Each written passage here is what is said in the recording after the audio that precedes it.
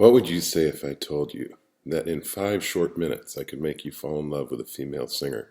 I mean, it might have happened to you with Kate Bush or Tori Amos, but maybe you haven't heard Elizabeth Fraser from Cocteau Twins. Seriously, this is probably the greatest band of the 80s, bar none. I love Depeche Mode so much, but I know every song, every word. If I was on a desert island, I'd want the recordings of the Cocteau Twins. So let's try 3 songs and see if you agree with me and Winona Ryder, which, by the way, she's a pretty good spokesperson.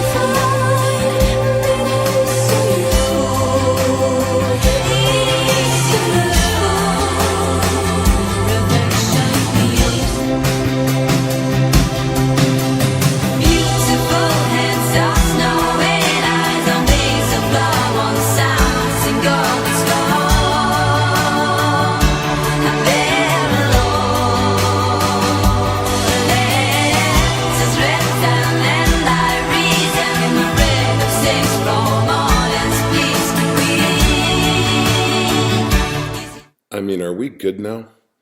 You know, I could spend hours writing about and trying to explain this gorgeous music, but it would pale in comparison to actually just playing you those tracks.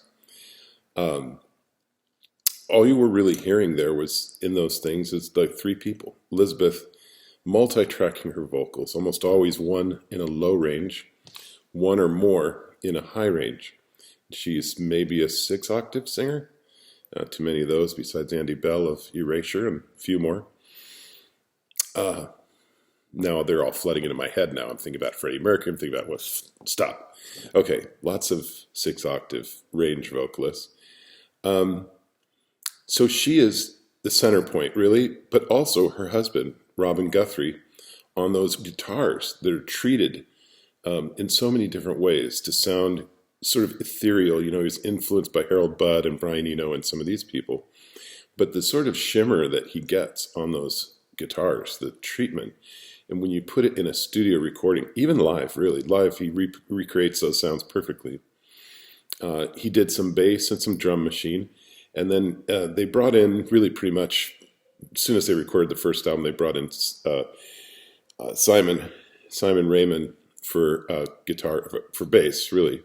And in the live setting, he did a lot of bass, and then he played piano as well. So there was an original bass player, Will Hedgie, that just kind of lasted for the first album. So that's the Cocteau Twins. It's really 3 people. When they would tour, they'd add some people to help them round out the sound, and especially after they got more well-funded later in their career by Capitol Records. That's the band. Let's dig in. So the Cocteau twins were pretty much formed in 1982 and really came out with their first record, Garlands, in 1983. I just got out of college in 1983 in June from Cal Poly San Luis Obispo, and if anybody knows California, Cal Poly or San Luis Obispo is one of the semi-backward places in the central part of California. They're struggling to come up to the current day, but in 1983 everybody was still cranking Led Zeppelin and Aerosmith out of their dorm room windows. Nobody, it seemed to me, knew who Adam and the Ants were, or Madness, or Oingo Boingo, or Split Ends, or certainly not the Cocteau Twins. That would have gone over like a lead balloon in San Luis Obispo. So I moved to San Francisco, really to Sunnyvale, the heart of Silicon Valley, went to work for Hewlett-Packard. And the very first thing I found was New Wave Night on Thursdays at the Cabaret. And on the way there, I would play the local radio station, Live 105. Never heard the Cocteau Twins there, but I heard all kinds of other music that was really blowing my mind. Anyway, the Twins, I say casually, oh, the Twins. They really hit it with a single they did after Simon joined, I believe, called Pearly Dewdrops Drop. Here it is.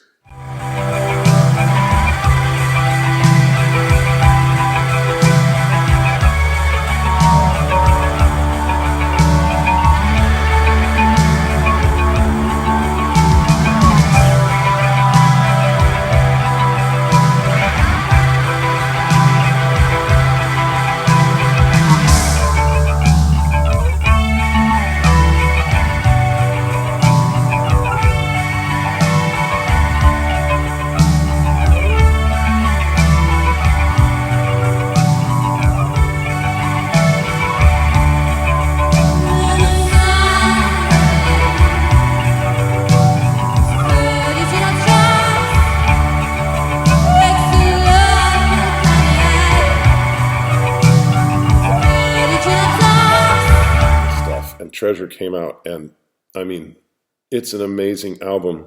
Just listen to the lead-off track, Ivo. Elizabeth and her husband Robin recorded what has to be one of the greatest light, mellow records ever made. It's just the two of them, so there's a lot of just guitar cycling beautifully. Some of the parts sound like you're in the Swiss Alps, looking out over the beautiful scenery. And it's called Victoria Land. And I've used Victoria Land to fall asleep. I don't always go directly to sleep. I use it to fall asleep for years. Great titles on that record. It's almost all acoustic, like I say. It's dreamy. It's kind of desperate, dreamy landscapes, if I could be poetic-ish. And for years, just like I said, great record to play at any time you needed. Listen to some of the titles. Lazy, Calm, Fluffy Tufts, and a song actually titled During the Dark Months of April and May, which, truth in advertising. Let's listen to a little bit of that before we go into the next phase of the Cocteau Twins.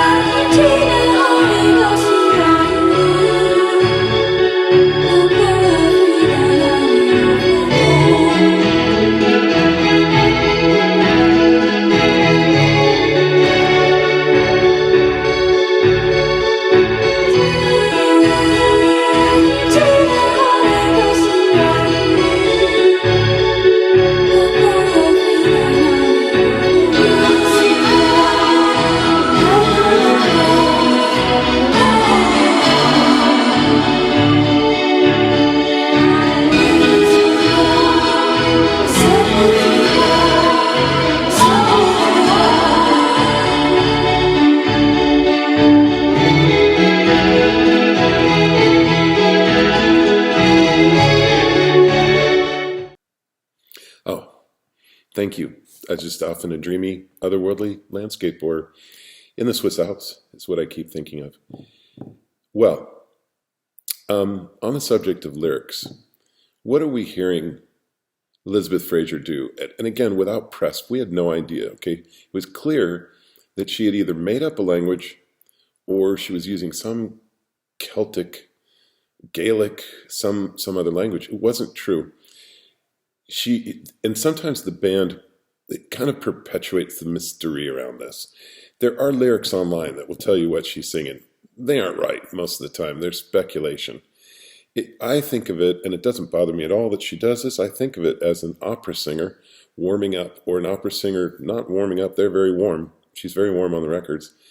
But she's doing trills and syllables, and she's putting them together much the way an opera singer would when they're getting ready, or even if you don't know Italian, it might sound like that to you all the time. But what happened was, around this time, they made a change. They needed better management, they needed a better representation, and they joined Capitol Records in the United States and another label to put out what became the remainder of their albums. And then Elizabeth started to add recognizable lyrics. These guys rounded out 1986, before their really popular albums came out, doing an amazing album with Harold Budd, who's a minimalist, and he has a sort of a fat, dreamy piano tone that he gets. It's an effect, basically. They call him the soft pedal, right? So they did this album called The Moon and the Melodies. And if you don't love this album, probably something wrong with you. Over the years, on and on and on, that our music would be very suitable, for cinematic expansions, and I think, well, I don't know where that came from, but I got lost for a word. Well, anyway, let's go back. So where do we catch you guys at the moment then? Since the post 4 AD period was, what happened there? Why? I mean, you always associated what you did with 4 AD, and suddenly you did, maybe. Yeah. Oh, well, I didn't. I certainly didn't. Right. So what? I mean, you don't have to... I just think we take better care of ourselves.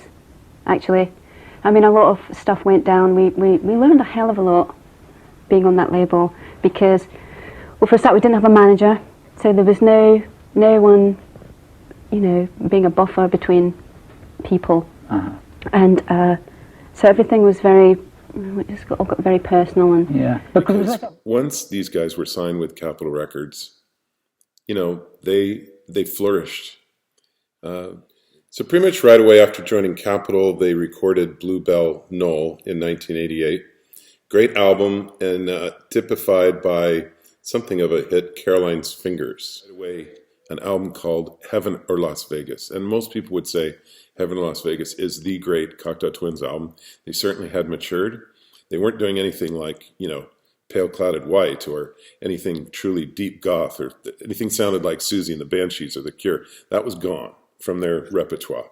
Instead, what we had is these crazy, great songs, just soaring. Robin sort of would take his guitar and just soar into the stratosphere. Elizabeth as well, and Simon, they just were on fire. And it was this point in after this, they did a Bluebell Knoll, and it was at this point that I finally got to see them live, because they had not been coming to the States, or if they had, they probably stopped in New York and said, California ain't gonna get us, which was silly. But they came out and they played at the Wiltern Theater in Los Angeles. In 1990, I saw them. And it's one of these bands. There's precious little footage of them. There's clips from shows and things. There's no concert movie, tragically, even of this tour, which would have been the perfect time to capture them. Now, about their live recordings, there is, and in-concert experiences, there is one thing. They aren't, unless it's a really quiet song, they're not going to sound like the record. But she would change the sounds quite a bit. I'll play you an example of her live where it's not recognizable to the record. But on the quiet ones, the few that there were in the concert, it was like, you guys, it was like you're seeing an angel. I mean, some people are touched. Elizabeth Fraser's one of those. Yeah, I mean, I think the thing is, at the moment, that's what we want to do. I mean, we could do things, just the three of us, but I mean, you have to think, in the studio, we do play a lot of instruments together. There's pianos, there's acoustic guitars, electric guitars, maybe 2 or 3 basses on each track. It's impossible to even try to recreate that. I mean, even with 7 people, we could have had a couple more, to play the songs like they are on the record. But we're not at that stage just now where we want to recreate the album. So we just want to sort of do something completely different. I mean, nobody's got a gun to our head. We really want to do it when we do it. We don't do it that often compared to, other bands. But surely the sheer technicality. But we're ready for it. We're really. By the time you do it again, you're so excited because you're tired of the studio life. You're tired of that one existence, and you need. You're tired of each other. Well, oh no, you are at the end of it too. We are at the end of it too. We certainly were at the end of the last one. 7 months we was away, and that's the longest we've ever done.